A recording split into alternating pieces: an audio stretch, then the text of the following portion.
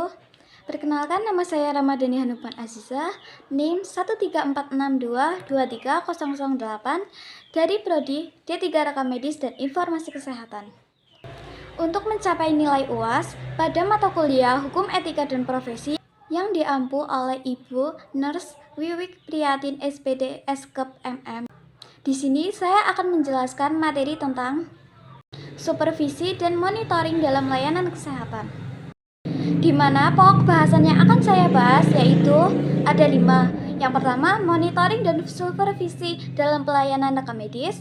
Yang kedua, ada tujuan monitoring dan supervisi dalam pelayanan rekam medis. Yang ketiga, ada wewenang yang melakukan monitoring dan supervisi. Yang keempat adalah proses monitoring dan supervisi. Dan yang terakhir yaitu mengapa harus dilakukannya monitoring dan supervisi pada rumah sakit. Pokok bahasan yang pertama yaitu monitoring dan supervisi dalam pelayanan rekam medis. Pelaksanaan supervisi dan monitoring dalam layanan kesehatan merupakan proses penting yang bertujuan untuk memastikan kualitas dan efektivitas pelayanan rekam medis.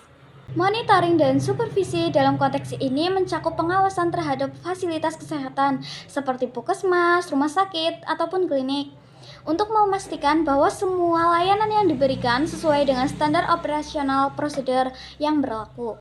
Proses ini tidak hanya melibatkan pengamatan langsung terhadap kinerja fasilitas, tetapi juga evaluasi terhadap dokumen administrasi, kebersihan lingkungan, serta ketersediaan sumber daya manusia.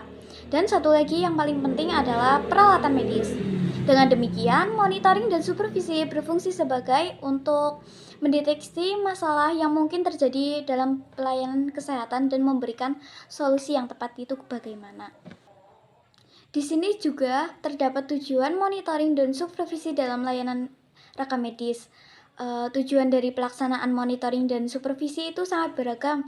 Antara lain, yang pertama ada untuk memastikan kepatuhan terhadap SOP untuk meningkatkan mutu pelayanan kesehatan.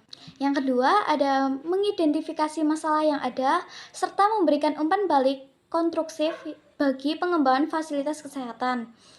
Melalui kegiatan ini diharapkan fasilitas kesehatan dapat memenuhi kebutuhan masyarakat secara optimal dan memberikan layanan yang berkualitas. Selain itu, monitoring juga bertujuan untuk memastikan bahwa semua aspek pelayanan termasuk kebersihan dalam pengolahan limbah medis dikelola dengan baik demi keselamatan pasien.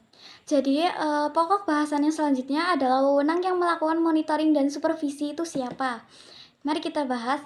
Wewenang untuk melakukan monitoring dan supervisi biasanya dipegang oleh instansi pemerintah terkait seperti Dinas Kesehatan atau Aparat Pengawasan Internal Pemerintah atau APIP. Mereka bertanggung jawab untuk melakukan evaluasi terhadap kinerja fasilitas kesehatan serta memberikan rekomendasi perbaikan jika diperlukan. Dalam pelaksanaannya, tim supervisi biasanya terdiri dari tenaga kesehatan yang memiliki kompetensi di bidang masing-masing, sehingga dapat memberikan penilaian yang akurat dan objektif. Selanjutnya, ada proses monitoring dan supervisi terhadap pelayanan kesehatan yang dimana terdiri dari beberapa tahap penting. Yang pertama adalah persiapan, di mana jadwal dan rencana supervisi disusun secara indikator yang akan diperiksa dan ditentukan. Selanjutnya, pada tahap pelaksanaan, di mana tim melakukan observasi langsung di fasilitas kesehatan, seperti dengan wawancara langsung terhadap pasien dan staf, serta pemeriksaan dokumen. Setelah itu, proses evaluasi, di mana dilakukan dengan menyusun laporan hasil supervisi beserta rekomendasi perbaikan. Pada tahap yang terakhir ini adalah tahap tindak lanjut yang dilakukan untuk memantau implementasi rekomendasi tersebut guna memastikan perbaikan yang berkelanjutan.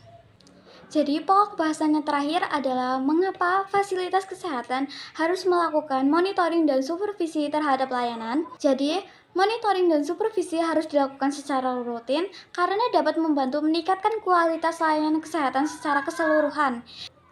Dengan adanya proses ini, setiap masalah dalam pelayanan dapat terdeteksi lebih awal sebelum berkembang menjadi isu yang lebih besar.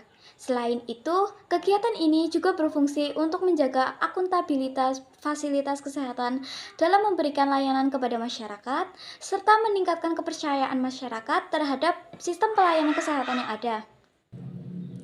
Jadi, melalui pelaksanaan supervisi dan monitoring secara sistematis ini, diharapkan layanan kesehatan dapat terus ditingkatkan untuk memenuhi harapan masyarakat akan pelayanan yang berkualitas dan aman.